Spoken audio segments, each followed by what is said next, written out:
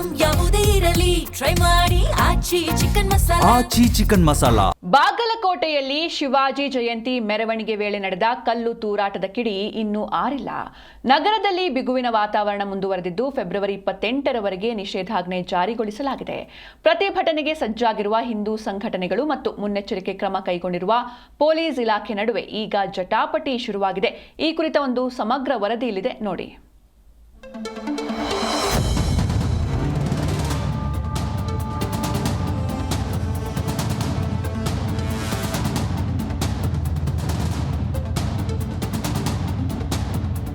ಒಂದು ಕಡೆ ಹಳೆ ಬಾಗಲಕೋಟೆ ನಗರದ ಫಂಕಾ ಮಸೀದಿ ಹಾಗೂ ಕೊತ್ತಲೇಶ್ವರ ದೇವಸ್ಥಾನದ ಸುತ್ತಲೂ ಖಾಕಿ ಕೋಟೆ ನಿರ್ಮಾಣವಾಗಿದೆ.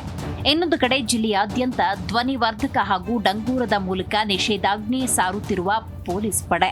ಇತ್ತ ಹಿಂದೂ ಸಂಘಟನೆಗಳ ಮುಖಂಡರಿಗೆ ಸಾಲು ಸಾಲು ನೋಟಿಸ್ಗಳು ಜಾರಿಯಾಗ್ತಿವೆ. ಕಳೆದ ಫೆಬ್ರವರಿ 19ರಂದು ಶಿವಾಜಿ ಮಹಾರಾಜರ ಜಯಂತಿ ಮೆರವಣಿಗೆಯ ಮೇಲೆ ಮಸೀದಿಯ ಒಳಗಿನಿಂದ ಕಲ್ಲು ಮತ್ತು ಚಪ್ಪಲಿ ತೂರಾಟ ನಡೆಸಿದ ಪ್ರಕರಣ ಬಾಗಲಕೋಟೆಯನ್ನ ಬೂದಿ ಮುಚ್ಚಿದ ಕೆಂಡದಂತಾಗಿಸಿದೆ. ಇದರ ನಡುವೆ ಫೆಬ್ರವರಿ 26ರಂದು ವಿವಾದಿತ ಸ್ಥಳದಿಂದಲೇ ಬೃಹತ್ ಪ್ರತಿಭಟನೆ ನಡೆಸುವುದಕ್ಕೆ ಹಿಂದೂ ಸಂಘಟನೆಗಳು ಪಣ ತೊಟ್ಟಿವೆ. ಅಹಿತಕರ ಘಟನೆ ತಡೆಯಲು ಜಿಲ್ಲಾಡಳಿತ ಫೆಬ್ರವರಿ 28ರವರೆಗೆ 144 ಸೆಕ್ಷನ್ ಜಾರಿಗೊಳಿಸಿದೆ. ಪ್ರತಿಭಟನೆಗೆ ಅವಕಾಶವಿಲ್ಲ ಎಂದು ಕಠಿಣ ಎಚ್ಚರಿಕೆ ನೀಡಿದ್ರು ಮುಖಂಡರು ಮಾತ್ರ ಪೊಲೀಸರು ಪ್ರತಿಭಟನೆ ಹತ್ತಿಕ್ಕುವ ಕೆಲಸ ಮಾಡುತ್ತಿದ್ದಾರೆ ಅಂತ ಕಿಡಿಕಾರಿದ್ದಾರೆ. ಮೊನ್ನೆ ನಡೆದಂತ 19ನೇ ತಾರೀಕಿಗೆ ಶಿವಾಜಿ ಮಹಾರಾಜರ ಒಂದು ಶೋಭಾಯಾತ್ರೆ ನಡೆದಿತ್ತಲ್ಲ, ಆ ಟೈಮ್ ನಲ್ಲಿ ಕೆಲವು ಕಿಡಿಗೇಡಿಗಳು ಚಪ್ಪಲು ಕಲ್ಲನ್ನು ಎಸೆದು ನಮ್ಮ ಶೋಭಾಯಾತ್ರೆಗೆ ಅಡ್ಡಿಪಡಿಸಿದ್ರು. ಅದನ್ನ ಯಾಕೆ ಮಾಡಿದ್ರಿ ಏನಂತ ಒಂದು 26ನೇ ತಾರೀಕಿಗೆ ನಾವು ಒಂದು ಪ್ರತಿಭಟನೆ ಹಮ್ಮಿಕೊಂಡಿದ್ವಿ ಹಿಂದೂ ಸಮಾಜದವರು ಎಲ್ಲರೂ ಸೇರಿ. ಅದನ್ನ ಹತ್ತಿಕ್ಕಲು ಇಂದು ಪೊಲೀಸರು ಎಲ್ಲಾ ಹಿಂದೂ ಮುಖಂಡರಿಗೂ ಪೊಲೀಸ್ ನೋಟಿಸ್ ಜಾರಿ ಮಾಡಿದ್ದಾರೆ.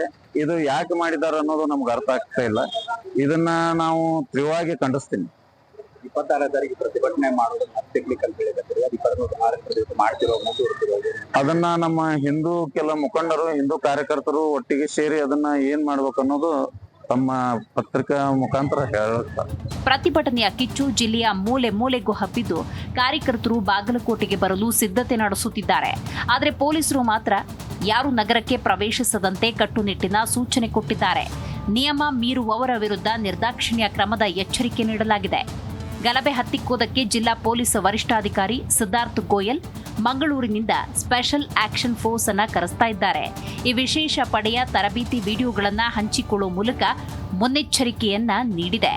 ಇತ್ತ ಕರ್ನಾಟಕ ರಾಜ್ಯ ಶಿವಸೇನೆಯ ರಾಜ್ಯಾಧ್ಯಕ್ಷ ಸಿದ್ದಲಿಂಗ ಸ್ವಾಮೀಜಿ ಸರ್ಕಾರ ಮತ್ತು ಸಚಿವರ ವಿರುದ್ಧ ವಾಗ್ದಾಳಿ ನಡೆಸಿದ್ದು ಸರ್ಕಾರದ ಕುಮ್ಮಕ್ಕಿನಿಂದಲೇ ಹಿಂದೂಗಳನ್ನ ಟಾರ್ಗೆಟ್ ಮಾಡಲಾಗ್ತಿದೆ ಅಂತ ನೇರವಾಗಿ ಆರೋಪ ಮಾಡಿದ್ದಾರೆ. ಆದರೆ ಆ ಮುಸ್ಲಿಮರು ಓಣಿ ಮತ್ತು ಮಸೀದಿ ಏನು ಪಾಕಿಸ್ತಾನದಲ್ಲಿದೆ ಏನ್ರಿ? ಇವರೆಲ್ಲ ಕಾಂಗ್ರೆಸ್ಸಿನ ಬ್ರದರ್ಸ್. ಹೀಗಾಗಿ ಇವತ್ತು ಹಿಂದೂಗಳು ಭಯದಿಂದ ಜೀವನ ಮಾಡಬೇಕಾಗಿದೆ. ಶಿವಸೇನಾ ಪಕ್ಷ ಇದು ಉಗ್ರವಾಗಿ ಖಂಡಿಸ್ತದೆ. ಇಲ್ಲಿಯ ಹಿಂದೂಗಳು ಇನ್ಮೇಲೆ ಶೋಭಾಯಾತ್ರೆ ಮಾಡಬೇಕಾದ್ರೆ ನೀವು ಟ್ರಕ್ನಲ್ಲಿ ಕಲ್ಲುಗಳು ಇಟ್ಕೊಳ್ಳಿ, ಆ ಕಡೆಯಿಂದ ಏನಾದರೂ ಕಲ್ಲು ಬಂದರೆ ಅದಕ್ಕೆ ತಕ್ಕ ಉತ್ತರ ಕೊಡೋಂಗಾಗತ್ತೆ.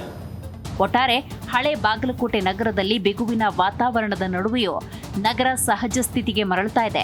ಆದರೆ ಈಗ ಪೊಲೀಸ್ ಇಲಾಖೆ ಹಾಗೂ ಹಿಂದೂ ಸಂಘಟನೆಗಳ ನಡುವೆ ಜಟಾಪಟಿ ಏರ್ಪಟ್ಟಿದೆ. ಮುಂದೆ ಮತ್ಯಾವ ತಿರುವು ಪಡೆದುಕೊಳ್ಳಲಿದೆ ಅನ್ನುವುದು ಕುತೂಹಲ ಮೂಡಿಸಿದೆ. ಏನೇ ಆದರೂ ನಗರದಲ್ಲಿ ಶಾಂತಿ ನೆಲೆಸಲಿ ಅನ್ನೋದೇ ಸಾರ್ವಜನಿಕರ ಹಾರೈಕೆ. Somashekhar, Zee Kannada news, Bagalkot.